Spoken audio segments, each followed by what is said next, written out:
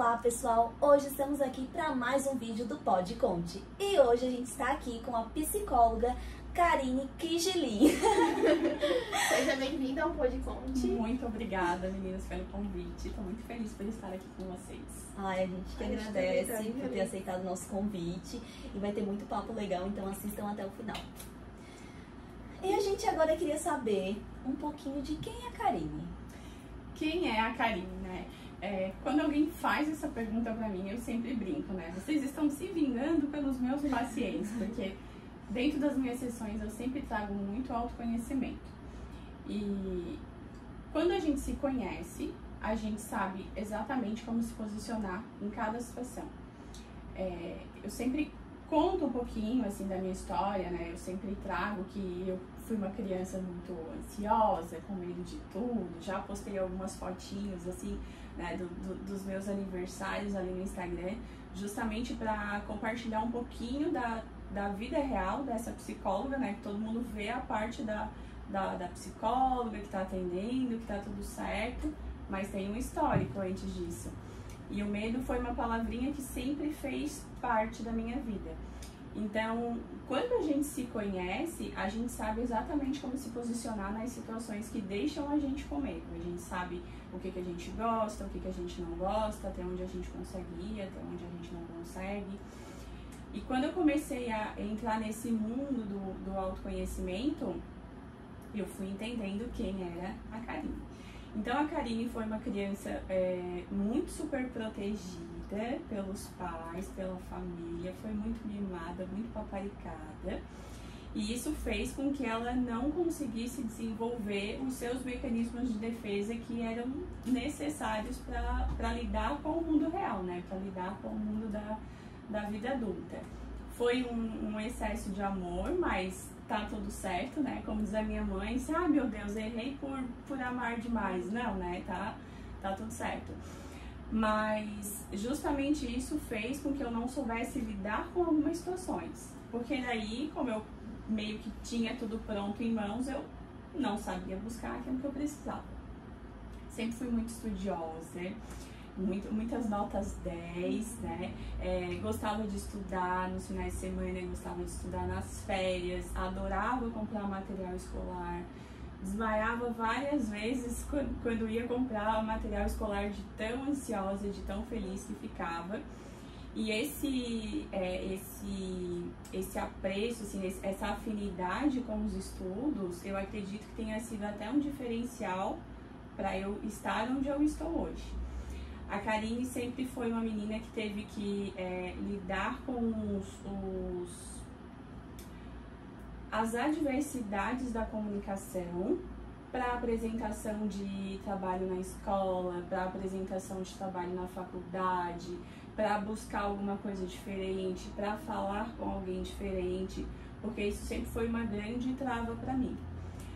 Quando chegou no momento da idade adulta, que eu descobri que eu poderia errar, que eu descobri que eu poderia falhar e que estava tudo certo, que eu não controlava o que as pessoas pensavam de mim, aí eu comecei a me permitir viver experiências novas, viver experiências diferentes, onde eu pudesse ser nota 7. E até com alguns pacientes eu digo, né, vamos tentar ser nota 7? Porque eu tenho certeza que o teu nota 7 vai sair um 10. Mas vamos tentar ser nota 7? Se tu tentar ser nota 7, tu tira o peso da perfeição, que é um peso que eu sempre carreguei comigo. Então, quando eu comecei a me permitir ser nota 7, tudo foi fluindo. A faculdade foi fluindo, o trabalho foi fluindo melhor, o contato com as pessoas, a comunicação.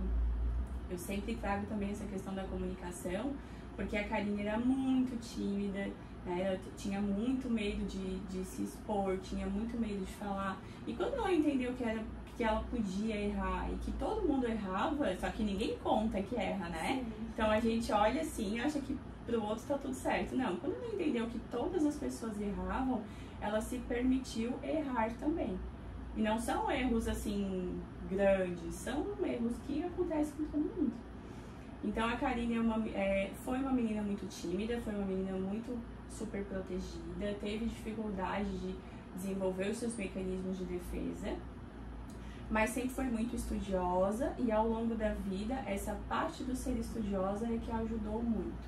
Então chegou um ponto na minha idade adulta que eu decidi que eu ia tentar entender essa questão da comunicação e que eu ia tentar entender quem eu era, né? Aí foram vários anos aí de terapia, foram alguns anos assim para organizar a mochilinha, mas eu descobri que eu sou uma pessoa que eu posso falhar, que eu posso me comunicar, eu consegui identificar com mais facilidade os meus valores. Então, qual é o meu principal valor? Um dos principais é o ajudar. Isso aí eu descobri dentro desse processo, né? Talvez por isso que eu tenha tanta paixão pela minha profissão, talvez por isso que eu, em muitas situações, abracei mais do que eu podia abraçar, sempre com o intuito de ajudar, sempre com o intuito de servir. Descobri também que um dos valores da Karine é a família, então é a base, assim, eu gosto de estar com a família, é uma base, é um colo, né? Algumas pessoas são mais soltas e eu não, eu gosto de estar ali, eu gosto de ter esse ponto assim de encontro e uma base para eu me recolher também. E descobri também que um dos meus valores é a liberdade. Eu gosto de tudo que é livre. Então eu gosto de ter a minha flexibilidade de horário, eu gosto de ter a minha flexibilidade de espaço para trabalhar, eu gosto de ter a flexibilidade, a liberdade de ser quem eu quiser ser, bem conceito borboletinha, né? Do voar e do ser livre para ser quem é. Essa é a Karine.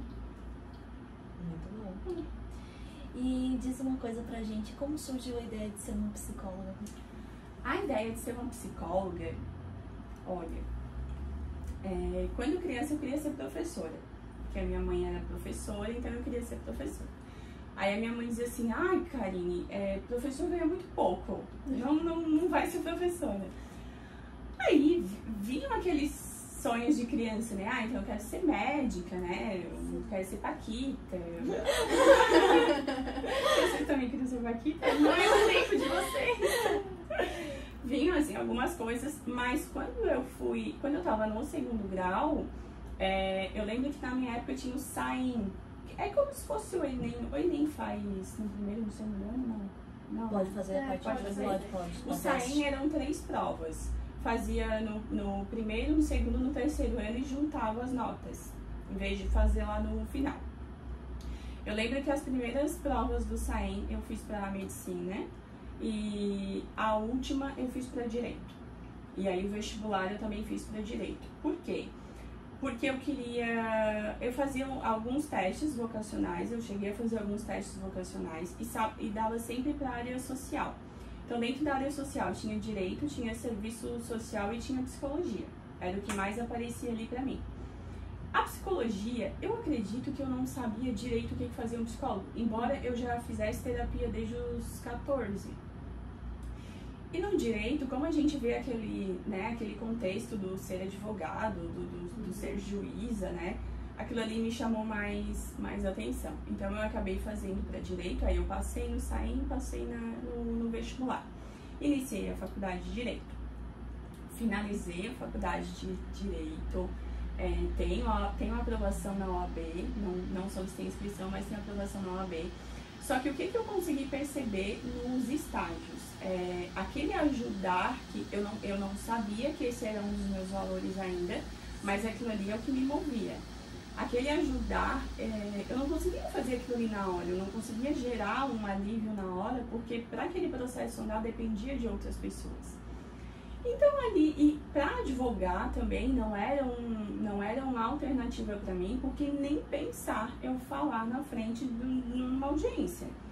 Eu brinco assim que, eu brinco, mas a verdade é verdade, né? Eu pensava assim, se eu tivesse uma audiência e o juiz desse um corte, um grito, alguma coisa, o advogado da outra parte, eu já saía chorando da sala de audiência. Então aquilo ali nem pensar, não era alternativa.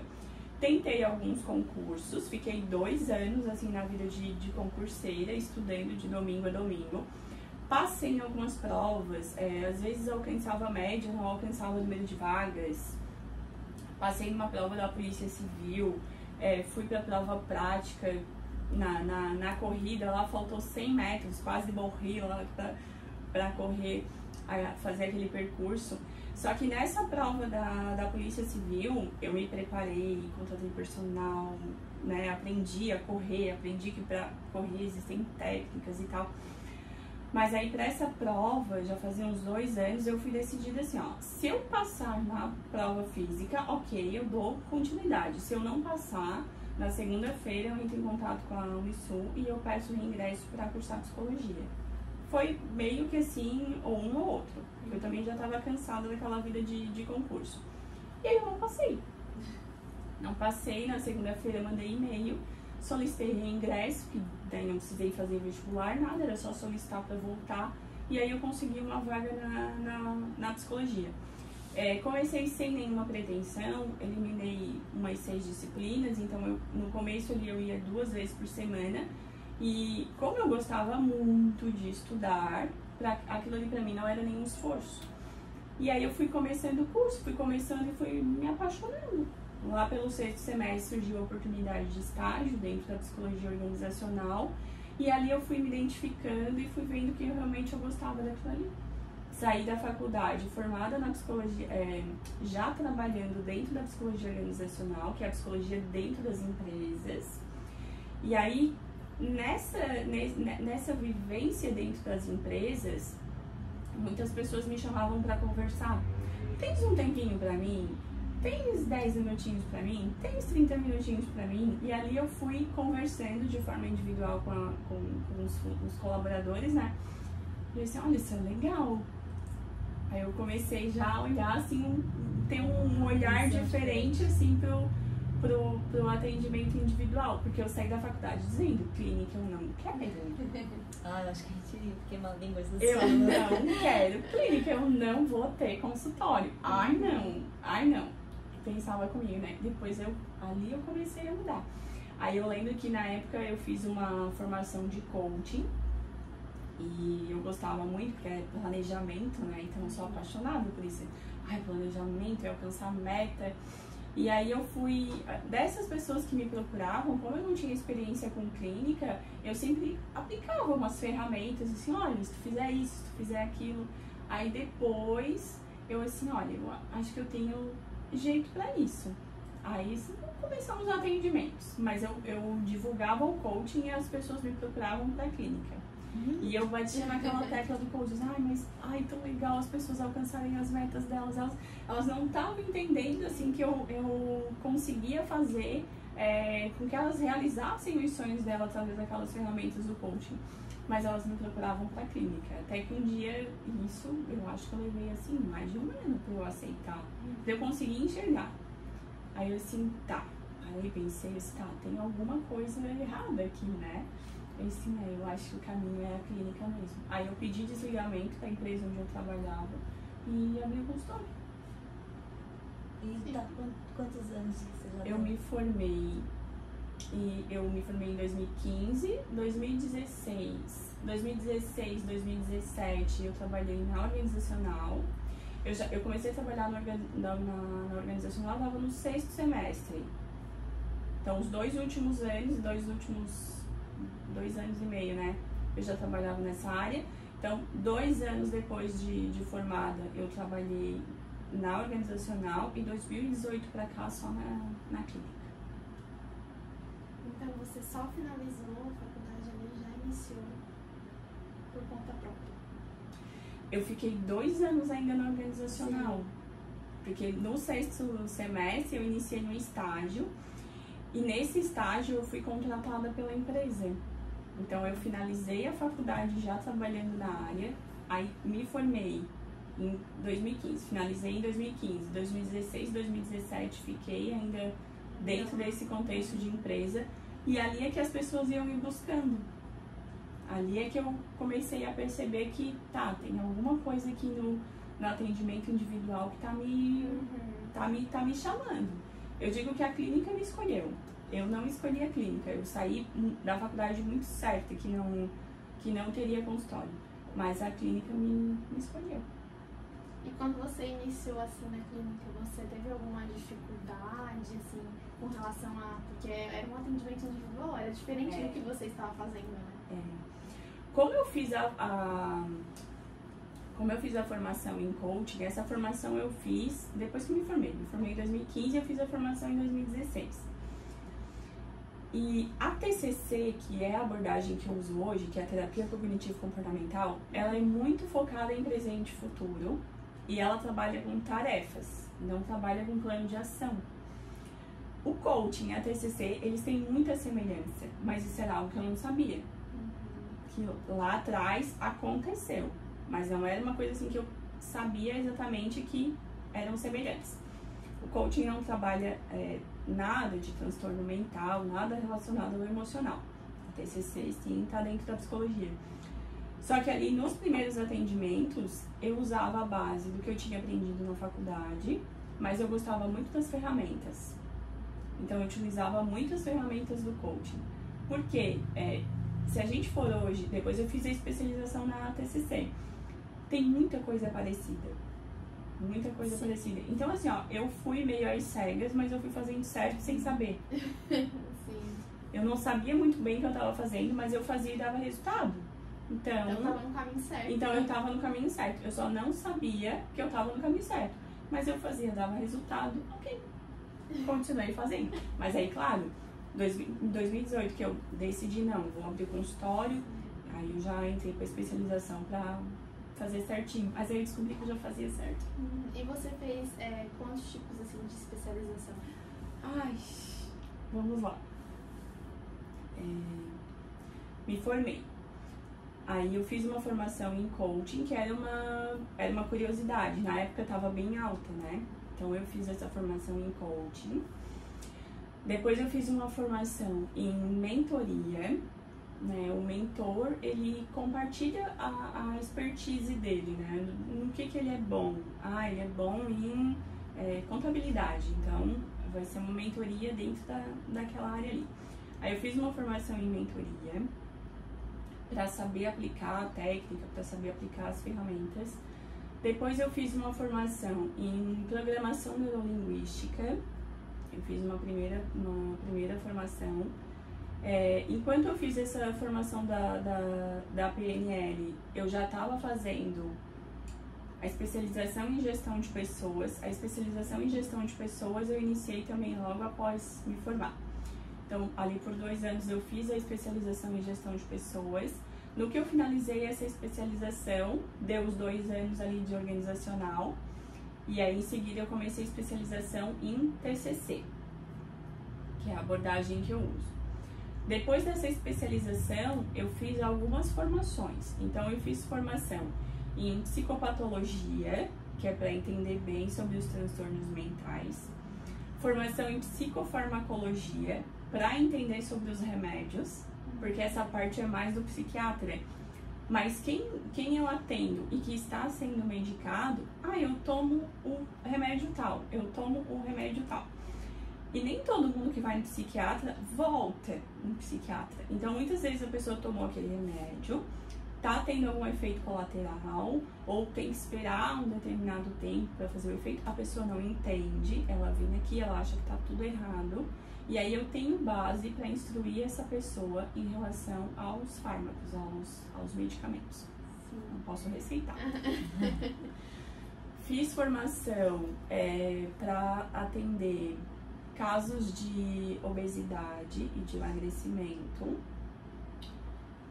Fiz mais uma formação em TCC e estou com 2 em andamento, que é DBT, que é uma abordagem que tem tido várias evidências, vários resultados positivos no tratamento do transtorno de personalidade borderline. E estou fazendo agora a ACT, que é a terapia de aceitação e compromisso, que tem vários resultados legais também para TEPT, que é para os traumas. Ou seja, deve ter mais. Tem um histórico bem grande. Tem um histórico bem grande de especialização. Deve ter mais algumas aí que eu esqueci de mencionar. E é tão bom quando a gente se encontra na profissão, gosta de estudar aquilo, né? Vai atrás daquilo, e a gente vê que você é uma profissional bem dedicada e tá sempre correndo atrás, se especializando, e eu acho isso muito importante, principalmente na área que você trabalha, que é a psicologia, né? Trabalhar ali diretamente com pessoas, né? Enfim, é uma profissão que eu acho que a profissão que escolhe a pessoa, né? Sim. Eu acho que psicologia é uma... Eu sempre falei, uma vez eu fui numa feira de profissão, até eu às vezes comento, que eu queria fazer psicologia. Não sei porque eu li um livro e queria fazer psicologia. Eu cheguei lá e eu queria cuidar de pessoas com...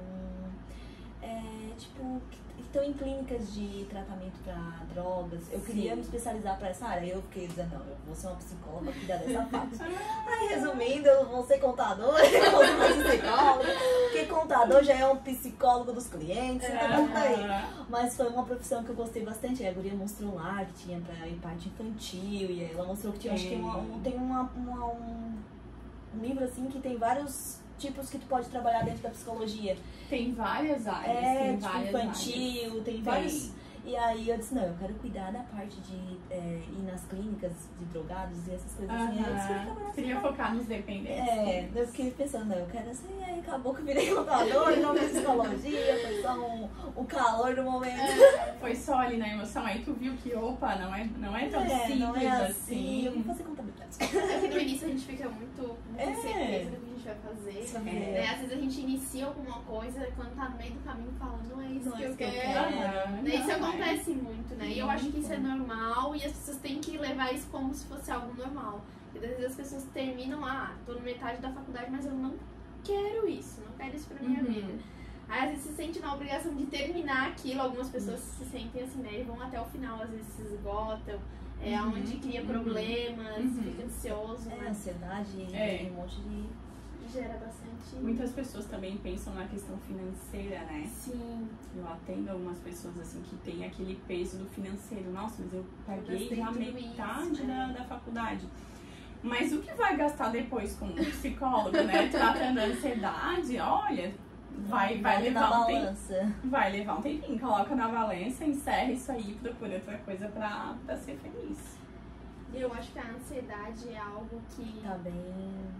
Tá cada vez mais, como eu posso dizer, mais frequente as pessoas terem esses problemas com ansiedades, porque pressão, principalmente com relação a estudos, porque hoje em dia a maioria das pessoas quer se especializar, querem ir até o final, enfim, às vezes não consegue, a pressão de vestibular, de coisas assim, né? Às vezes da família também. Da família e também a internet, né? Que mostra tudo maravilhoso, perfeito, e as pessoas vão lá, entram, vejam e acham que aquela vida... Muitas vezes que as pessoas passam que é real, mas na verdade não é real, né? Não. E eu acho que isso é uma coisa que vem acarretando diversos problemas, né? A internet é maravilhosa, a gente utiliza, a gente ama, né? Só que também as pessoas não conseguem mais parar e pensar por elas. Tudo elas vão primeiro na internet, tudo elas vão primeiro nas redes sociais. Eu quero alcançar esse tal patamar. Aí vejam aquela coisa maravilhosa que muitas vezes a gente encontra e quando tá no caminho entende que na verdade não é isso, né? É todo um processo e eu acho que isso é uma coisa que tem que ser conversada. É bom a gente falar sobre esse assunto porque a internet tem adoecido muitas pessoas. Tem. Até nos casos assim de ansiedade que eu atendo, eu sempre sugiro, né? Vamos fazer um detox da rede social, né? Porque quando uma pessoa é ansiosa, ou ela tá querendo alcançar 5 coisas ao mesmo tempo, ou ela tá, às vezes, comprando demais, tá fazendo muita comparação. Eu sempre digo assim, tá comprando demais? Vamos parar de seguir todas as lojas, só pra começar, né? Tá frustrado com alguma coisa? Tá se comparando com quem? Vamos eliminar aí desse perfil. Vamos parar de seguir essas pessoas aí. Porque é natural que a gente acabe postando os nossos avanços, as nossas conquistas, né? Mas tem todo um bastidor ali por trás, né? Tem todo um perrengue, assim, que a pessoa passa e que às vezes não mostra, né? Às vezes não mostra porque tá vivendo aquele processo e não vê sentido em mostrar, ou por qualquer outro motivo.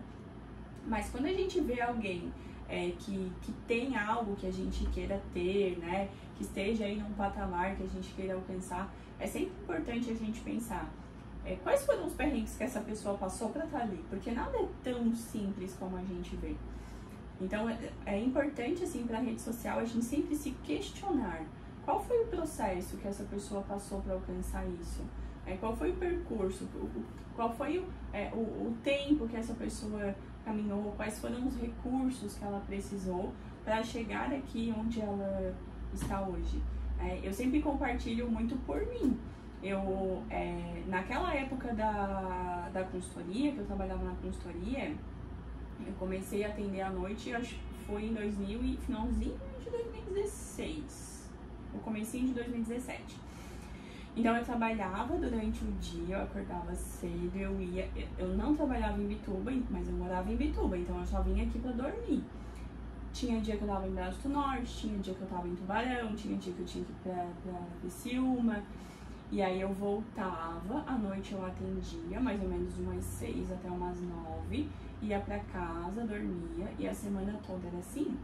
Então assim, isso dava mais de 12 horas, assim, de trabalho. Então assim, essa parte ninguém vê, né? E isso durou aí quase um aninho.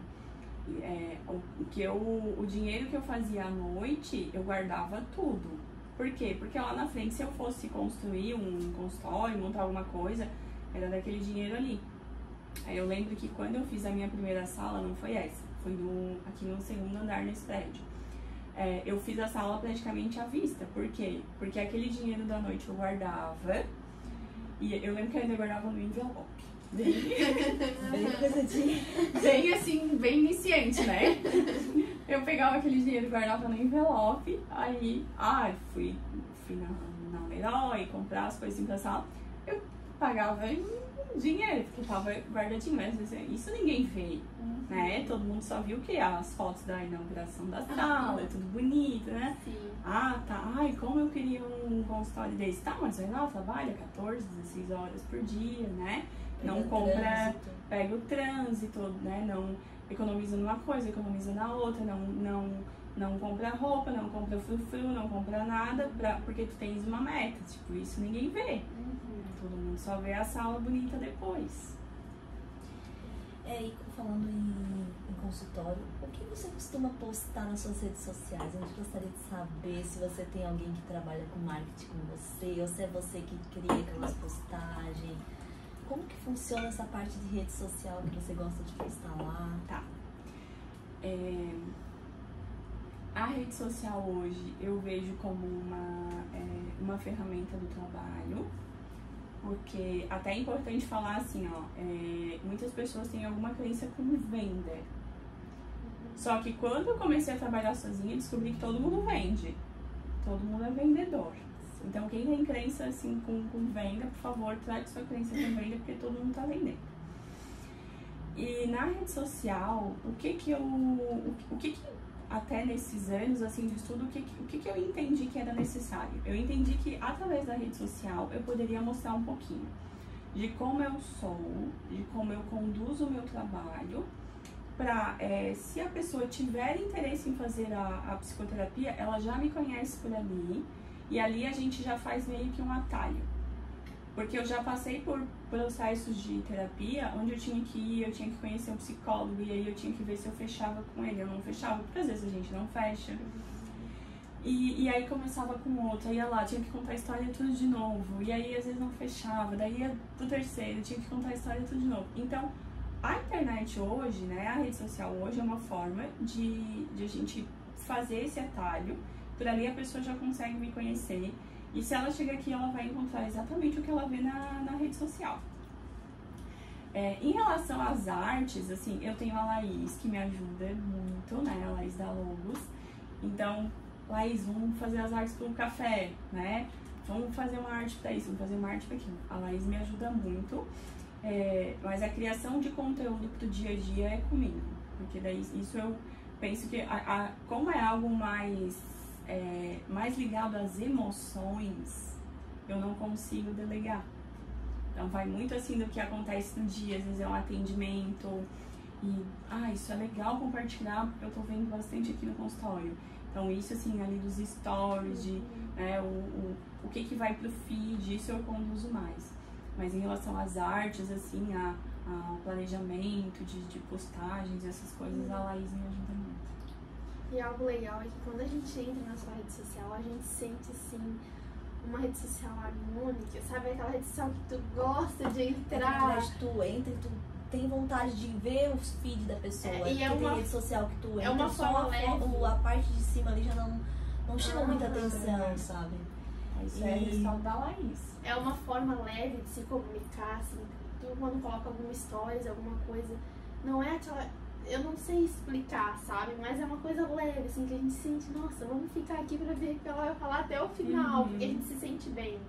E é tão legal isso, é tão importante, porque hoje em dia a internet, redes sociais, existem várias formas, né? Algumas pessoas são mais, como posso dizer, não tão leves assim, em relação a algumas são mais perfil, diretas, algumas são mais diretas, assim. Às vezes mais agressivas, tem mais É que cada um técnicas. gosta de uma forma, assim, né? Eu me encontro, por isso que eu tô ressaltando aqui, nessa forma mais harmônica que é a rede social. Que até teve uma entrevistada que a gente fez na semana retrasada, que foi a Luana, que eu também conversei com ela, que eu também gostava da rede social dela, que a gente entrava lá e via, assim, que era harmônico, entendeu? Que ela misturava um pouco da família também, com o ambiente dela de trabalho, então ficou bem legal. E a sua eu também acho, assim, bem... É uma coisa que tu entra lá e que tu gosta de estar lá vendo o que foi postado, os conteúdos, enfim, que tu coloca lá nos stories também. E acho bem legal. E agora a gente queria saber um pouquinho, lá que ela falou do café com K. Ah, a gente gostaria que ela falasse um pouquinho sobre o café. E depois a gente já vai entrar no nosso quadro que hoje vai ter de perguntas lá do Instagram que fizeram pra você. E aí, fala um pouquinho sobre o café pra gente. Café. Nos atendimentos individuais, eu mentalmente, assim, eu juntava as pessoas. Aí eu atendia uma pessoa que ela tinha ficado solteira. E ela tinha vontade de sair, de ir numas festinhas. E aí, em outro momento, eu atendia outra que também estava solteira e que também tinha vontade de ir numas festinhas. Mas as duas não tinham com quem sair. Aí eu pensava assim, se eu pudesse juntar as duas, né? Mas eu não tenho como juntar. O que eu vou fazer? Tem a fulana aqui. Não, eu não posso abrir a história de um pro outro, né? Aí eu assim, quero fazer uma coisa assim pra juntar as pessoas. Para as pessoas se conectarem. Só que a outra sala que eu tava ali embaixo, né, era uma sala de 30 metros quadrados e ainda tinha a partezinha da recepção, então a parte onde eu atendia ali era muito pequenininha pra isso. Aí eu assim, mas eu vou fazer alguma coisa. No dia que eu tiver minha sala maior, eu vou inventar alguma coisa. E daí teve um dia que eu fui num evento em Floripa, que era um café com a Josi Concol. E a Josi já tinha sido minha mentora antes, assim, Josi, eu acho que tu fez um café com Josi, eu vou fazer um café com K. Dela assim, faz e me mostra, depois me mostra, assim, será, né? E aí foi eu e a Ana Cristina, da Mominhos. Aí eu assim, Ana, será? Ana, faz que eu te ajudo. Aí lancei o café com K, aí eu sei que eu lancei e eu lancei às cegas, assim, né? Tipo, vou lançar e vou ver o que eu vou fazer. Eu não sabia nem o que eu ia fazer, mas lancei. E aí foi vendendo, assim, no fim já tinha 15 pessoas, e assim, vamos,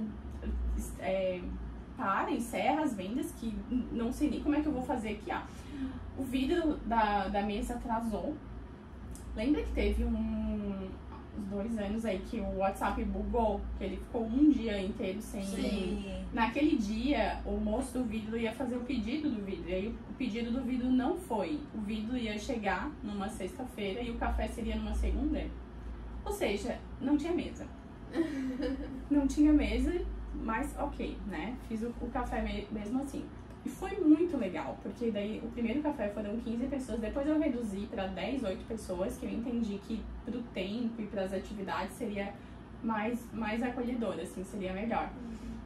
Mas dos cafés, surgiam parcerias de trabalho, uma passava a comprar da outra, faziam amizades. Então eu fui percebendo assim que, ok, né? Objetivo alcançado. E aí fui fazendo os demais cafés. Acabei fazendo 8 edições do Café com K. E sempre vendendo rápido, assim. E as pessoas perguntam o que é o Café com K. Eu não sei dizer o que é o Café com K. Não tem um conceito, assim, pra eu fazer vocês entenderem o que é o café. Porque a Dai, a fotógrafa, ela esteve em todos os cafés para fotografar e ela mesma fala assim, até vou fazer uma live com ela pra gente conversar sobre isso. Um café foi diferente do outro. Porque as histórias delas, elas vão compartilhando histórias, né? As histórias delas conduzem o café. Então eu jogo algumas perguntas, algumas atividades, mas é a história delas que conduz o café. Então eu não tenho como dizer assim, o café é isso, o café é aquilo. Teve café que faltou lenço, de tanto chorar. Teve café que eu falei praticamente sozinha, porque elas eram muito mais introspectivas. Teve café que riram. Teve café que a gente atrasou aí o término quase 2 horas de tanto que elas falavam. Então cada café é muito único. E no ano passado eu fiz um café com todas, que foi numa pousada lá na Guaiúba. E eram só para os participantes dos cafés. Mas muitas pessoas pediram para participar, porque foi um evento bem diferente, né? Aí eu pensei, tá, vou fazer outra coisa em outro formato esse ano. Vamos ver como é que vai ser o café. Aí no finalzinho do ano passado, ali setembro, outubro, eu já comecei a planejar esse café. E a Laísa que deu o nome Jardim das Borboletas, vamos fazer alguma coisa Jardim das Borboletas. E então eu tenho que procurar esse lugar para fazer esse Jardim das Borboletas. Então eu encontrei essa casa ali na vila e a gente vai fazer o Café com K Jardim das Borboletas. Trouxe um formato diferente, onde a gente vai ter as palestras, vão ser mini palestras, assim, né? Vão ser mais objetivas, mais diretas, com algo mais prático, né? Eu solicitei para eles, assim, algo que realmente possa ensinar para fazer alguma coisa para mudar a sua vida dentro daquele segmento, né, que vai ser apresentado. Então lá no café a gente tem 8 palestrantes, a gente vai ter a nossa fotógrafa oficial, a Daiane Lopes, vamos ter o café vai ser servido dentro da casa, então eu pensei assim, eu quero um ambiente familiar, eu quero que as pessoas se sintam realmente em casa ao participar do Café com K. Vai ter um ambiente instagramável, que isso é surpresa, né? Fiz aí... Tá contando um monte de... Fiz aí, dando os spoilers, né? Fiz aí um investimento, né? E aí a gente vai montar lá um cantinho instagramável que vai ficar bem lindo. Vão ter os sorteios, né? Vão ter os brindes que já tinha em todos os cafés. Vai ser bem legal, assim. E a minha ideia é que não seja um evento formal, né? Vão ter as palestras, tudo, mas eu não quero que seja algo formal. Eu quero que as pessoas compareçam vestidas da forma como elas se sentirem confortáveis, que elas se sintam confortáveis para andar pelo jardim, para andar pela casa, para ficarem sentadas assistindo, se quiser sentar na calçada, se quiser sentar na grama. Esse é o propósito do café, assim, não é nenhuma formalidade, mas é fazer com que a pessoa se sinta em casa e com que a pessoa se transforme. Eu tenho certeza, assim, que cada uma daquelas pessoas que vão estar lá, se pelo menos uma conseguir alcançar o coraçãozinho de alguém, eu já vou estar satisfeita, eu já vou poder dizer, assim, que o evento deu certo. Então o evento vai acontecer em maio, agora no mês de maio. Isso, o evento vai ser no dia 7 de maio, é um domingo, vai ter início às 15 horas, eu digo previsão de término às 19 horas, né, eu falo assim, a energia que conduz o evento, né, mas como eu sei que é um domingo e muita gente precisa se preparar para segunda-feira, então a previsão de término é ali às 19 horas. Vai ser na casa Dona Alzira, né? Uma casa aí onde tem acontecido eventos bem lindos. vai ser na casa da Dona Alzira, tem, se eu não me engano, 5.000 metros de jardim, assim, é muito grande mesmo.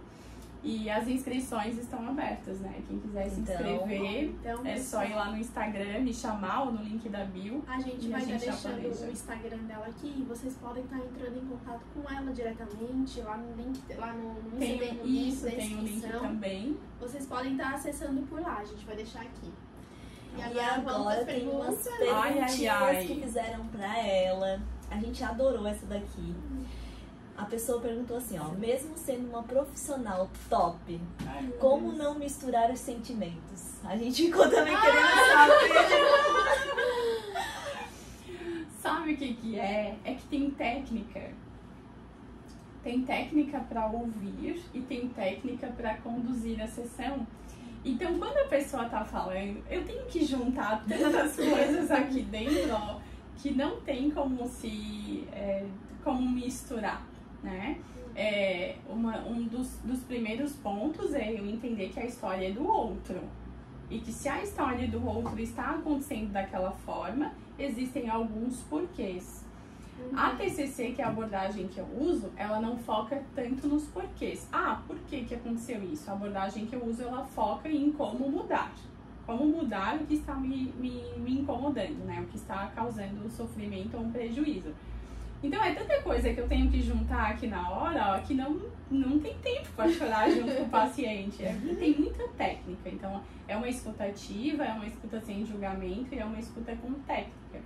Então o profissional que leva a sério aí essa técnica não tem como misturar. Respondido a Respondida essa. Mais uma pergunta selecionada aqui. Um hobby que ninguém imagina. Um hobby que ninguém imagina? Jogar Super Mario? Eu também Então tá. E ninguém imagina, né? Jogar Super Mario. E aquele da bolinha, sabe? Aquele que tem que juntar as 3 cores da bolinha. Aquele do celular, que é o... É esse. Agora nem foi uma pergunta, foi uma pessoa que escreveu algo pra você, que ela disse que a Karine me ajudou a voar muito alto. Grata por essa psicóloga maravilhosa que tu és. E outra pessoa perguntou por que você tinha escolhido a profissão de psicologia. Ela já respondeu pra gente. Teve outra que falou bem assim, ó, estamos ansiosa para o café com K.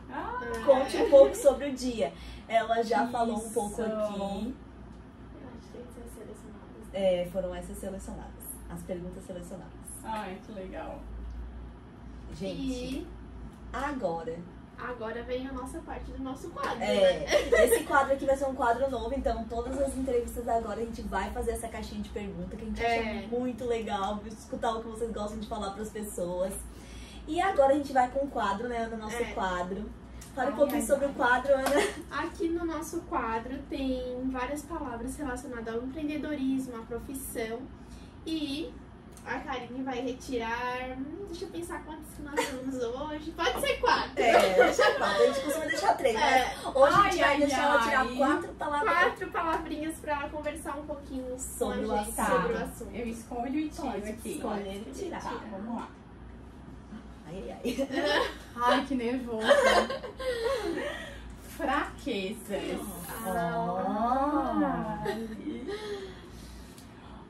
Fraquezas, eu vou colocar essa palavra dentro daquele contexto do autoconhecimento. Tem um livro maravilhoso que é A Coragem de Ser Imperfeito. Quando eu tento não esconder a minha fraqueza, eu consigo performar muito melhor. Eu consigo conduzir o meu processo muito melhor. Vamos supor que eu estivesse super nervosa aqui pra dar essa entrevista pra vocês. E aí eu venho e eu tento não transparecer que eu tô nervosa, mas é uma fraqueza. Aí eu tento não transparecer. Eu vou parecer um robozinho. As minhas respostas, assim, a minha postura vai ser mais enrijecida. As minhas respostas talvez vão ser atropeladas, vão ser mais curtas, assim, não vão ser tão fluidas. Por quê? Porque eu tô tentando esconder uma fraqueza.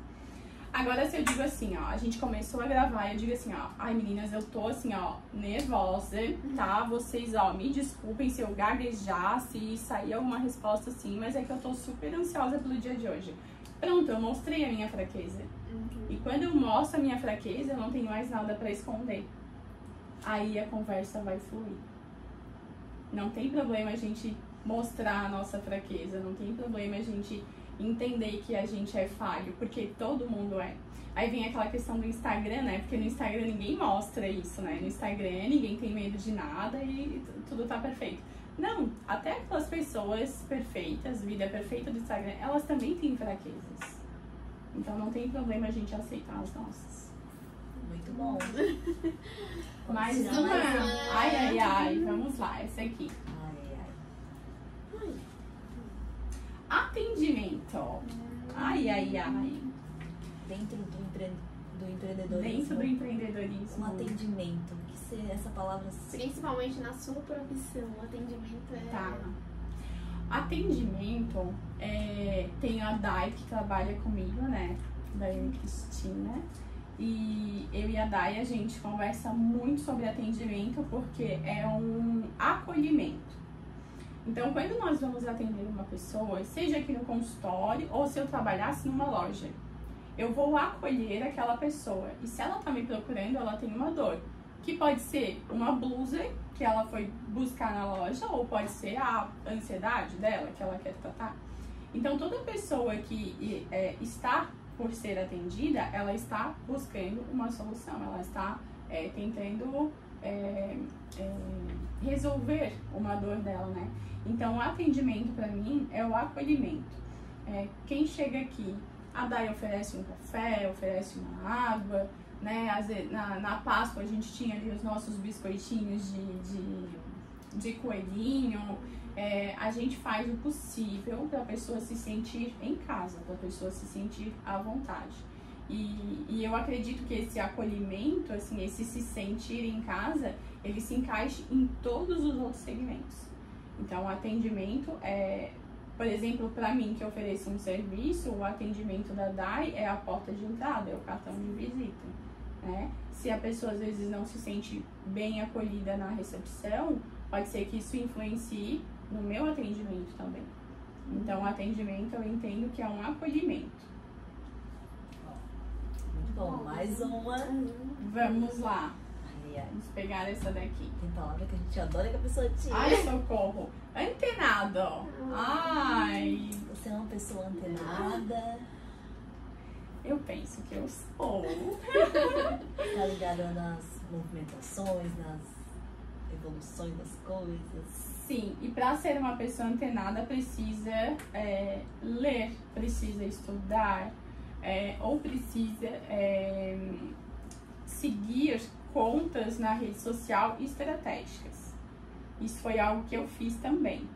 Eu parei de seguir as contas que não agregavam e eu comecei a seguir, né? Eu deixei ali somente as contas que me permitiam estar antenada ao que estava acontecendo, tanto dentro do contexto psicologia, quanto dentro do contexto empreendedorismo, marketing, comunicação, porque tudo muda muito rápido. E é difícil a gente acompanhar todos esses movimentos que acontecem no mundo, todos os movimentos das outras pessoas que refletem o nosso trabalho. Então, para eu estar antenada, eu preciso sempre estar em contato, estar em sintonia com essas contas que eu vou seguindo. Para mim, o Instagram é a ferramenta que mais me deixa antenada, né? Para outras pessoas, pode ser um networking, pode ser um curso, ou pode ser assistir um determinado programa, enfim, independente de qual seja o meio, né, de qual seja a forma, a gente precisa estar antenado. E para estarmos antenados, uma das dificuldades que eu vejo, por exemplo, eu vou pelo Instagram, mas uma das dificuldades que eu vejo é o foco, porque eu sei que eu estou ali para acompanhar determinados conteúdos que vão me deixar antenada sobre o que está acontecendo. Mas eu vejo a dificuldade, muitas pessoas elas vão pra isso, mas elas perdem, né? Aí já tá lá na outra conta, já tá vendo aí o que aconteceu, qual é a fofoca da cidade. Então precisa ter muito foco, mas o estar antenado é te deixar à frente. Isso aqui é muito importante. Muito bom. Mais uma, né? Porque eu fui agraciada com o papo. Valores. Gente, eu amo isso aqui. Os valores, eles conduzem os nossos comportamentos. Eu sempre falo da mochilinha, né? Nós formamos a nossa mochilinha lá na infância. E geralmente é ali na infância que esses valores são depositados dentro da nossa mochilinha. Eles são ensinados, a gente aprende sobre esses valores. Claro que ao longo da vida a gente pode, né? No decorrer aí do caminho, eu posso botar um ou outro valor aqui dentro. Mas geralmente eles vêm lá da infância.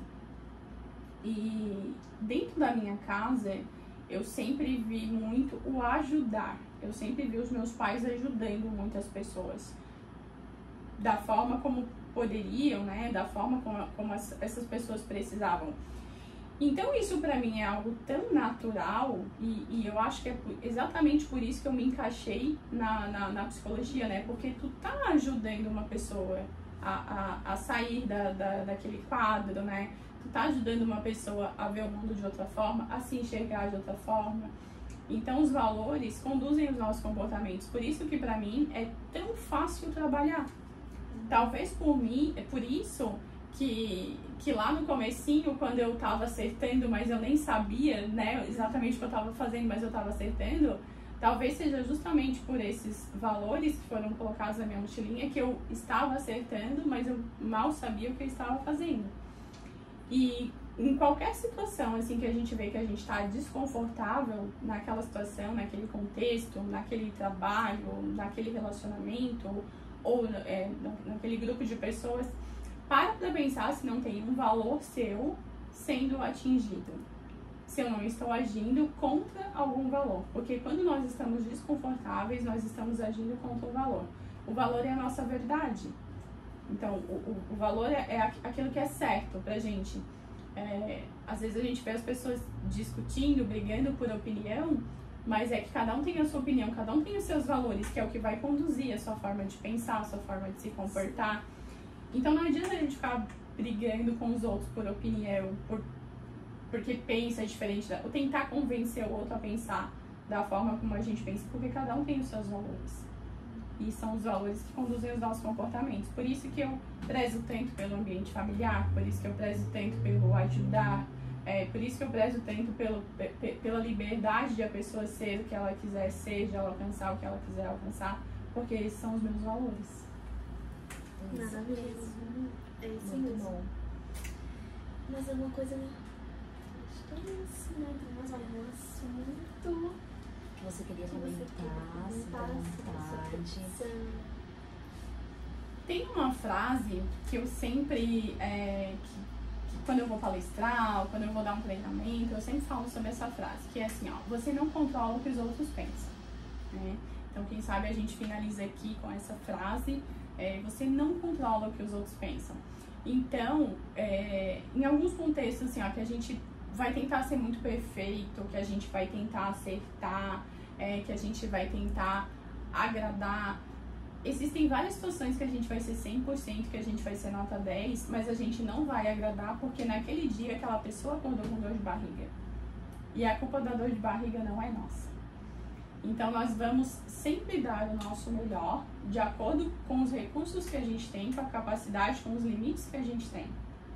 Pensando sempre naquilo que naquilo que é saudável para mim, não passando dos meus limites, não fazendo quando eu não queria fazer, porque eu não controlo o que o outro pensa. Então eu posso tentar ser nota 10 em qualquer situação. A pessoa acordou com dor de barriga, aquela dor de barriga posso ganhar a culpa daquela dor de barriga. Eu não tenho nada a ver com aquilo ali, isso é da mochilinha do outro. Então, quando eu bato nessa tecla, né, de que eu não controlo o que o outro pensa, eu sempre vou fazer o que é melhor pra mim. Eu vou fazer o que tá dentro dos meus limites, o que tá dentro dos meus recursos. Se for pro outro gostar, se for pro outro gostar de mim, se for pro outro gostar do meu trabalho, ele vai gostar. sendo nota 7 ou sendo nota 10. E é isso mesmo, E é uma isso frase muito boa. É verdade. E a gente ia perguntar sobre a frase. Me antecipei. Eu não sabia, gente. Mas é isso. Mas é isso, a gente queria agradecer mais uma vez por ter aceitado o nosso convite. Então a gente vai deixar aqui, né, na rede social da Karine. Sim. Se você quiser participar do Café com K, edição em maio de 2023, no dia 7, né, que é domingo. Ainda né? tem inscrição, as inscrições ainda estão abertas, então vocês podem estar entrando em contato lá pelo perfil dela, tá acessando, se inscrevendo. Eu acho bem interessante você que é empreendedora participar, Empreendedora. né? Empreendedora. Isso mesmo. É legal, é interessante e vai ser maravilhoso, eu tenho certeza. Então é isso, galera, mais um vídeo do Pode Conto. Espero que vocês tenham gostado. Compartilhem com os amigos de vocês. E Eu acho difícil.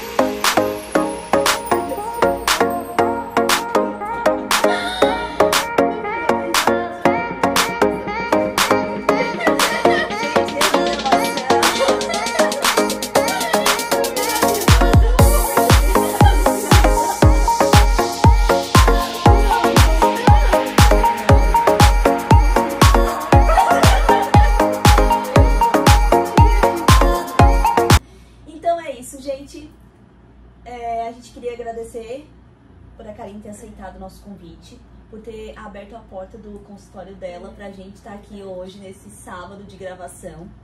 E se quiser falar mais alguma coisa. Eu que agradeço o convite de vocês, né?